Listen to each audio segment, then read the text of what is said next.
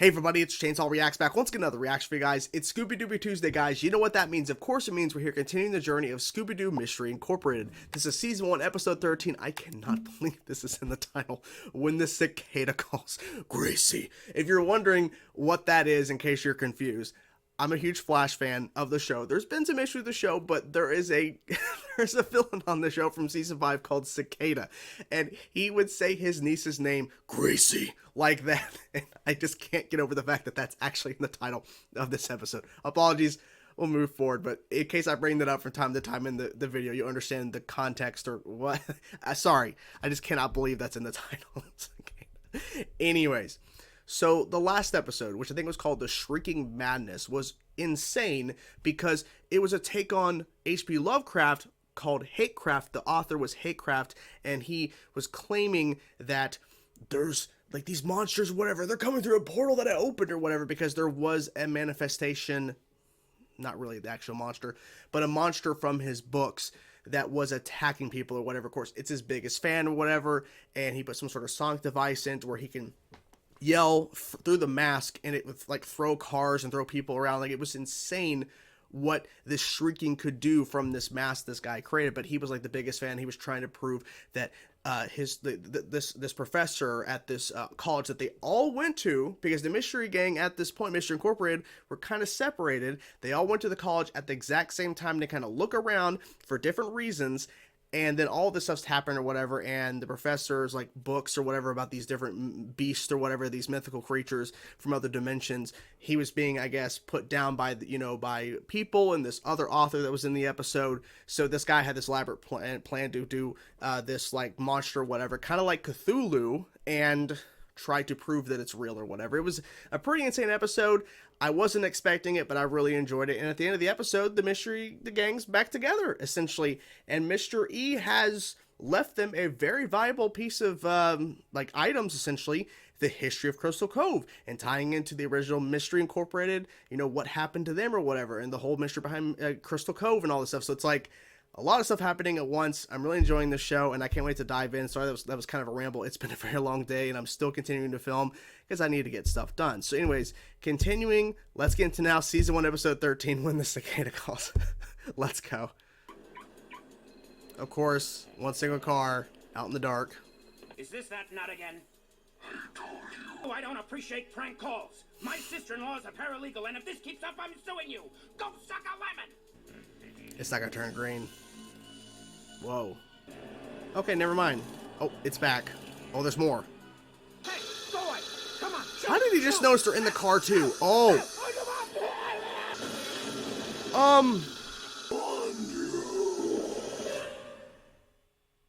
What the fuck? I hope they explain how the hell that happened. Of course, learning about cicadas when this is happening. Not from you, I don't. Not from you. Oh, that's negative. Just be friends. Why is he in school? 15 years. Are you aware that Grandma Moonbeam's nature slivers are manufactured by Destroido? I don't even know why I let you take this class. Yeah, because Scooby's been in school, but why is he taking a class? What are you talking about? Jealous? I'm not jealous. Yeah, a little bit. Especially Daphne swooning over him.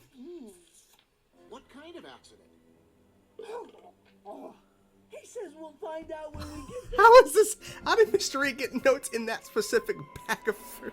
Sometimes Mr. E, like, gets his notes and stuff in the most weirdest of places, and how does he? I don't know. I was just kind of wondering if maybe, you'd like to,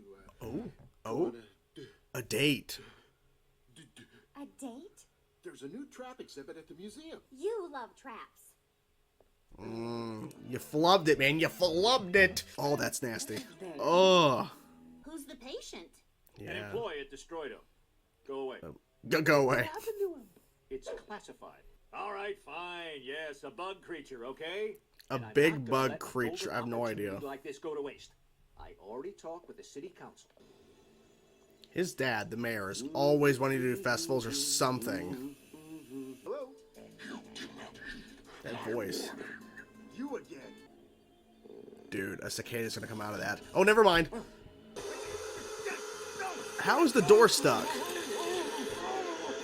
I'm not a big bug fan either, so this is uncomfortable. Another person? Oh, that guy. Such an Oh. ordeal. Oh, it's her. I kind of figure it's her. Yeah. After I sold my company to Destroido, Hugh here has been instrumental in making them so popular among young people. I never thought it would be disgusting bugs. Oh my God. He's lost it. Yeah. Thanks again, Mr. Dieter. Code blue, crash cart. Hit lobby, will you, Shane? Oh shit. Oh shit. Must be broken.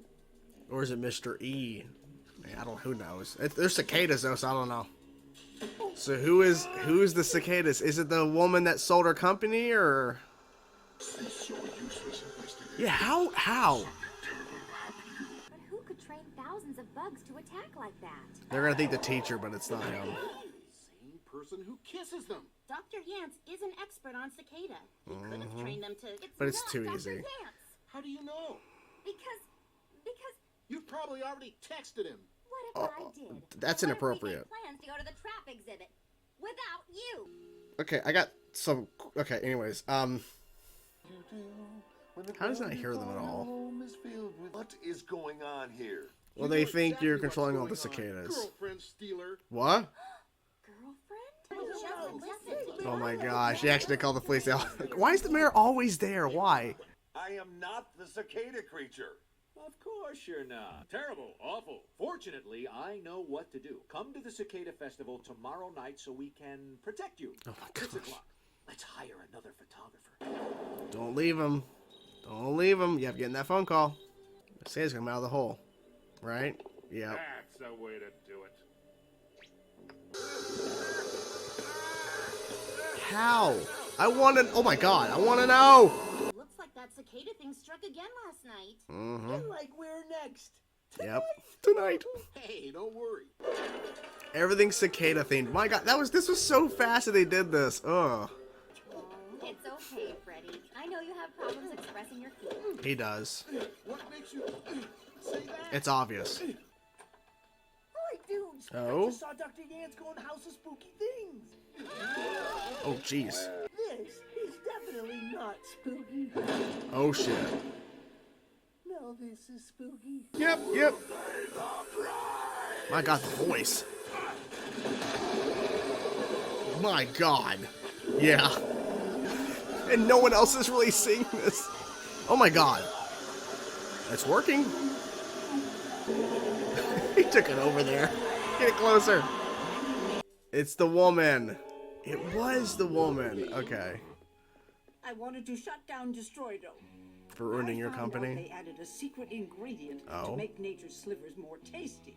I saw a Norwegian documentary about a researcher using sound waves to control Sound penguins' waves. movements. Why can't anything in this town ever turn out to be real? Glad we can That's a help, good point. Dad. Well, another mystery successfully solved. We've got a date. Well, the cleaning crew usually gets in around 9, so it should only be 12 hours or so. So with cicada in the title, there was a lot of cicadas in this episode, and I wasn't sure where this episode was going. I wasn't expecting a woman who had a healthy snack, sold it to a company called Destroido or something, and the company put some sort of landfill waste ingredient into her food that makes it more tasty. I don't know how that... I don't know. Anyways, and she demands it to be changed back, and they laugh at her and kick her out since they bought, her product or whatever, and they own it now. So she controls cicadas after watching sort of documentary about sound waves. I just never would have thought that was going to be like the whole, like the premise of the monster of the week. Because I was sitting there seeing the giant cicada made out of a lot of like thousands of cicadas. I'm like, how is this possible? It was just a really cool visual. Like, realistically, I don't think cicadas or anything could really form a giant version of itself with thousands of which we've seen that in other mediums and like in other shows and movies before, where we've seen giant versions of something based out of thousands of little versions of something. But then again, this is Scooby-Doo Mission Incorporated. Like, we have a talking dog. Like, that's the baseline. And then we get to all this other crazy shit that's happened in terms of things that the villains or, monsters or whatever have done over the weeks since the start of the show, that it really defies certain things. So I realistically shouldn't be questioning this. But yeah, I was starting to think a little bit that maybe it was like that nurse, because we saw her, I think, twice or whatever, a doctor or whatever, because when their first guy got attacked with all those cicadas in his car, she pulled one out of his nose, and I believe we saw her for a brief second again passing the gang when the second guy who got attacked by cicadas in the shower was flatlining or whatever when they like left his room.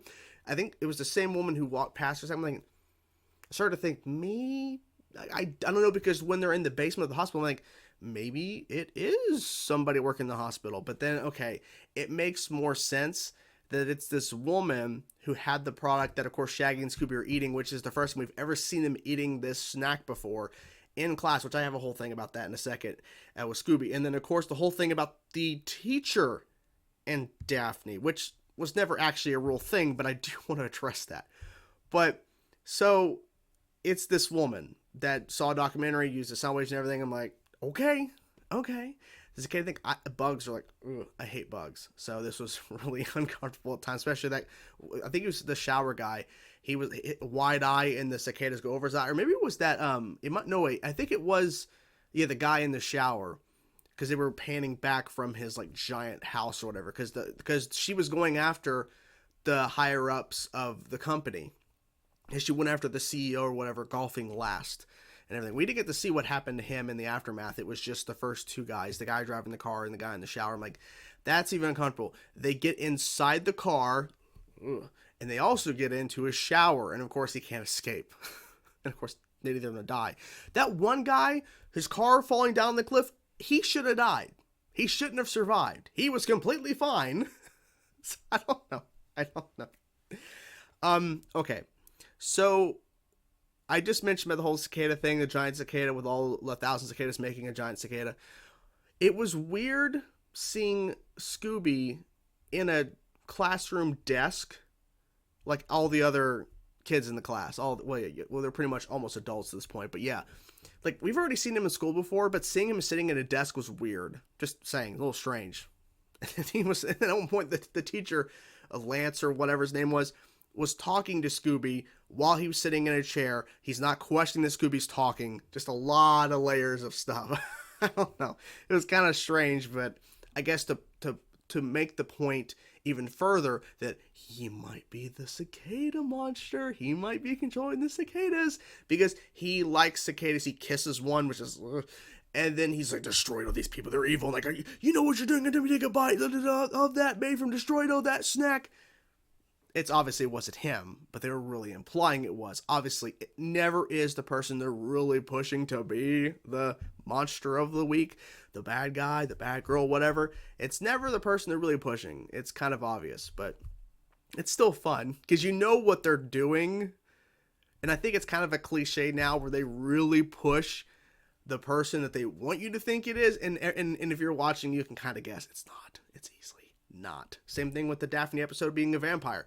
It clearly, Daphne's mom, sorry. Did I say Daphne's mom? It's been a long day. The whole Daphne's mom being a vampire, it actually wasn't. Clearly it wasn't. But that's the whole thing. I think it's the cliche of it. I think they want to do that. It's part of the thing. So let's address the elephant in the room, in my opinion. It was just little subtle jabs. It never was actually a thing. But Daphne, and a little bit of Velma too, thought the teacher was cute. And then later, Fred is, of course, jealous because Daphne's actually, like, you know, like, I would say feelings, but thinking somebody else is cute over him because he's used to getting affection from her, and that it's like, oh, Fred. But then having someone else get that, like, even though the teacher's not around to hear this, he still gets jealous. He's like, I'm not jealous. Like, yeah, okay. But then they're in the mystery machine. And he's like, I bet you have his number. I bet you've already texted him. And then she's like, well, maybe you have. Already have plans to go to the trap, museum without you. Obviously, it's not real. It's kind of awkward, though. It's a little, and I get it. If you're a younger kid watching this, you're not really thinking too much of it. And we know the context of what's happening here. It's not like Daphne is really actually trying to go after a teacher. We know that's not what they're doing. The context is that Fred is just getting jealous over the littlest of things. And then at one point, of course, he assumes he's the cicada guy because he loves cicadas and he kissed the cicada. He's got to be the cicada monster. He's got to be.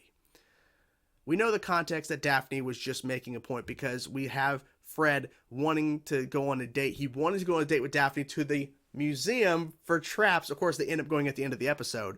But it's the thing of where she's like, yeah, maybe I already did text him, and making plans to go to the trap museum without you, basically trying to push his buttons. It's still awkward. Just kind of wish they wouldn't have done that. I kind of wish I wish they would have found a different way for Fred to get jealous at Daphne liking somebody else or thinking someone else is cute. I wish it was another student over a teacher.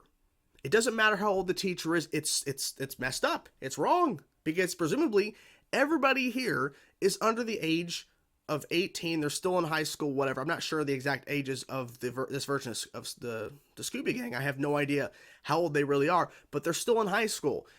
Yeah. So I kind of wish they would have went a different, even though I understand they weren't truly doing that. Just kind of wish they wouldn't have done that to begin with. They should have just went the route of maybe Daphne and Velma thinking a new student is cute or something, or some guy that's in their class. Then that would have been more appropriate. Just saying. Anyways, I know that's not what they're actually doing. I'm just making a point. I noticed it, felt kind of weird. I know the context of it. That's not what they were doing, but you get my point. I'm just making a point here. So I think it was interesting that they did this episode because of the fact that we know of a lot of companies that make really crappy and shitty decisions. And they also made a point to, when they're panning up in the opening of the episode with the company, you see like toxic waste coming out of the building into like a river or whatever.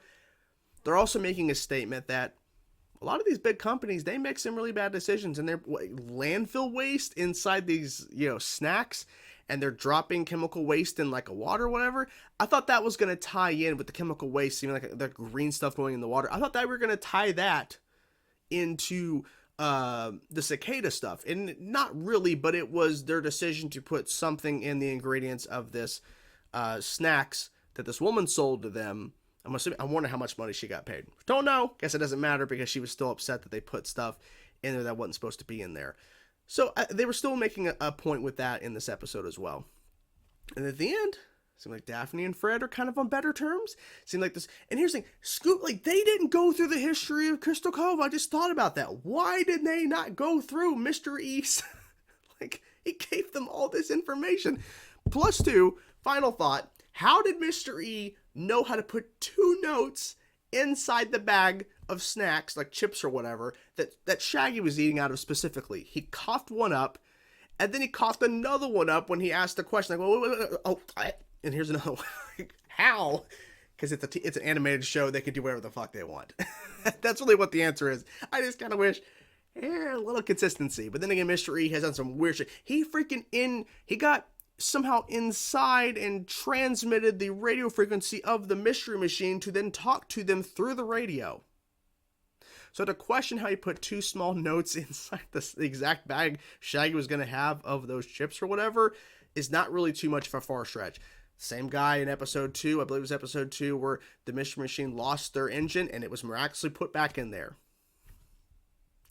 Don't know. So anyways, overall, interesting episode for sure, and sorry if I rambled a lot, but I had some things to say for sure, and I think overall it was a good episode of the show, and I cannot wait to continue. I'm loving the show, and I'm so glad that you guys kept talking about it, because I'm enjoying the ride so far, and the journey, of course, will continue. Hope you guys enjoyed the video, the reaction. Talk to you guys soon. Peace out.